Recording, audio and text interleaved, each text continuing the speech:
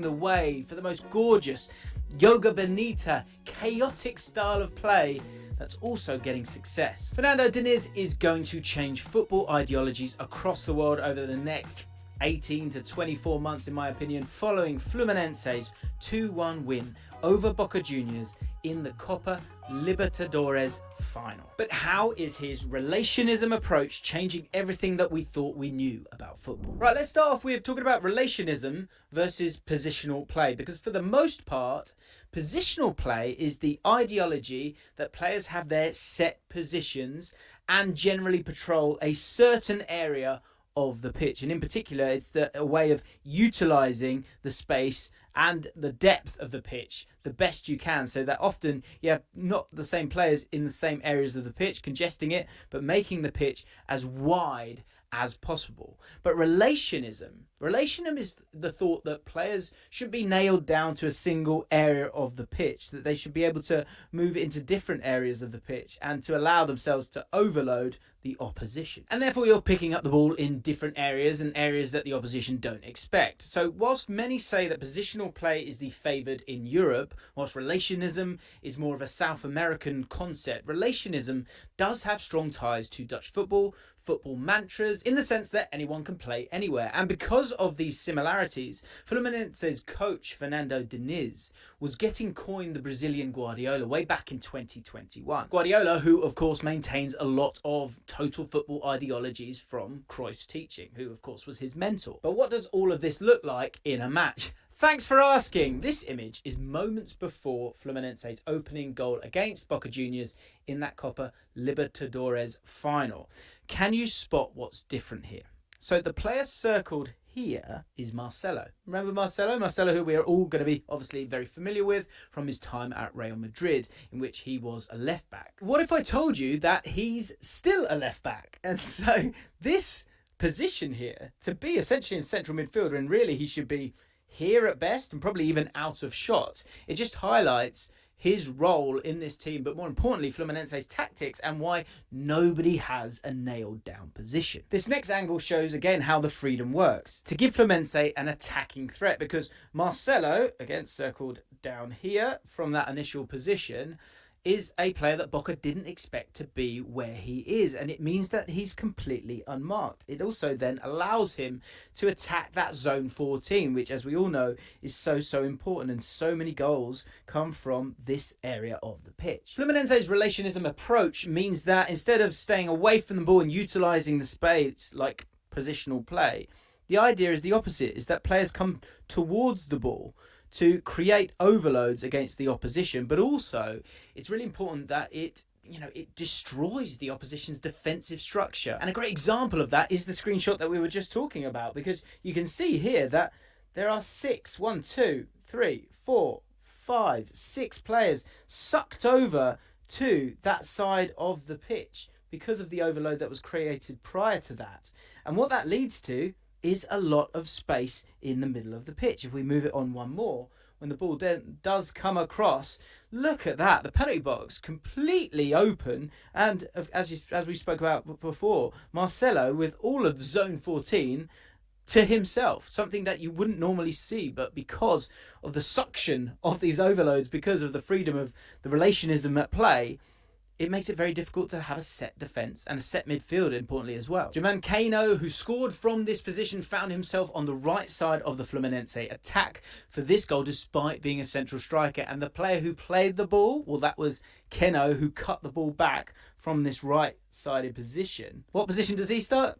Left wing. Before showing you more chaos, let's have a look at the average positions, because the average positions, they look very narrow to begin with, but the reason for this is because of the relationism approach in which players move to the ball. So for example, take Ganso, number 10 here. He's the attacking midfielder in this team, which makes you think that he'd be receiving the ball centrally a lot, especially when he isn't blessed with that much pace. But in reality, he had the majority of his touches on the right wing, because that's where the ball was. But the hectic style of play doesn't mean that Fluminense defend hectically. Defensively, they opt for a man-marking system from the defenders, and they stay as tight as possible, as you can see in this screenshot here, whilst the midfielders, they patrol the space in that zone 14 that we were talking about a little bit earlier on.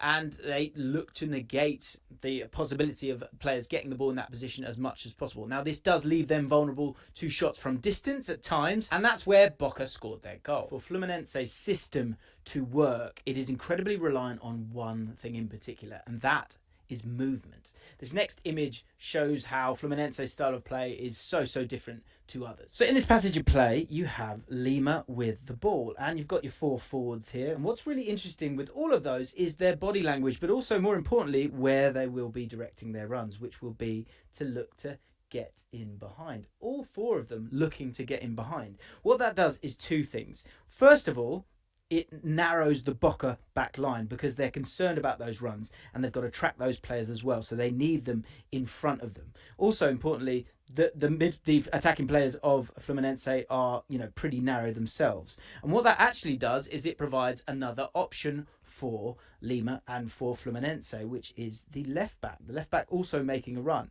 Now, all that space in the past gets made over there in the end, but they're able to get up the pitch and then have 4 bodies in the box because of these 4 players making those runs in behind. Again, so much freedom to create movement and create space for others. It's such a free-flowing, attacking and optimistic way of playing football, but also one that's kind of risky. But then that risk of being brave enough to stretch the play leads to Lima having that little bit more time on the ball, but also a great pass out wide to find. So here's another example of how the 4 forwards' unorthodox approach got the best of Boca in this one. John Kennedy, circled here. He is on the ball. He's in possession. He came on and scored the winner in extra time. Got sent off for his celebrations, but he came on in the 80th minute for Ganso. And whilst Ganso is an attacking midfielder and Kennedy is a striker, it doesn't really matter in this system because it's built on the players having the technical ability to be comfortable wherever they are on the pitch. And what Kennedy does here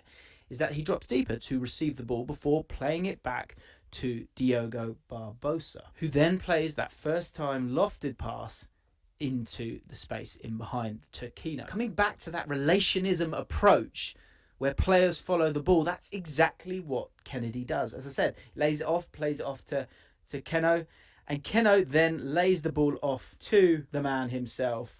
And because Kennedy follows the ball, he then of course gets onto the ball and strikes an absolute screamer. And the reason that happens, the reason they win the final, well, it doesn't happen without the players, one, having the freedom to move around in the final third and make it almost impossible for Boca to contain them. But just as crucially, that idea of letting go of positionalism and staying away from the ball, but going towards it whenever possible. Crucially, there are 2 more things that we have to talk about when it comes to Fluminense. The first is the manager who has facilitated all of this. And second is the young future superstars Fluminense have that we could see in Europe or possibly the Premier League very soon. Fernando Diniz is a Brazilian manager and very much embodies the Brazilian way to a point.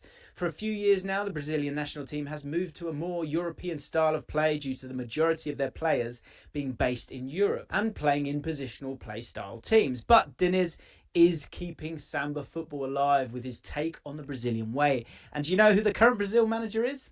It's Fernando Diniz on a caretaker basis. So what we see with Fluminense could soon be transferring itself to the Brazilian national team if he gets the job on a permanent. When it comes to stars within this Fluminense team, there are 2 main stars that I think could have excellent careers in Europe. The first, it's got to be the goal scorer. John Kennedy, the 21-year-old striker, scored 4 goals in Copa Libertadores this season from only 4 starts and only a total XG of 1.92. He's pacey, dynamic and excellent in front of goal. Weirdly, his profile is not too dissimilar to that of Richarlison, who was actually signed to Watford from Fluminense. The second player I want to talk about is Andre. A lot of you guys will know about him and will have done your research on him because he was heavily linked to Liverpool earlier in the transfer window or before it shut. I think this guy is a star in the making. He's a central defensive midfielder who's ridiculously good at winning the ball back. 4 tackles and interceptions per 90, but he also averaged 86 touches per 90. These stats are from the Copa Libertadores, by the way, so the level is pretty high, and his ability to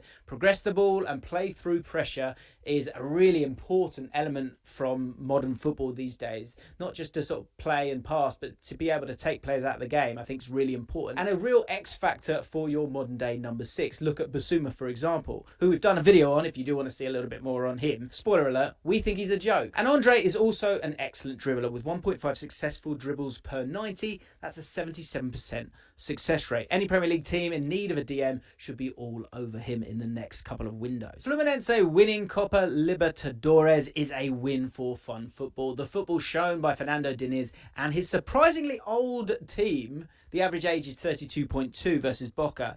It's an insight into the fact that old dogs can still learn new tricks, and doing it with a Brazilian swagger, it pulls at the heartstrings, doesn't it? It's the romance of football that I think we're missing a little bit sometimes in Europe. Hopefully this extreme version of relationism leads to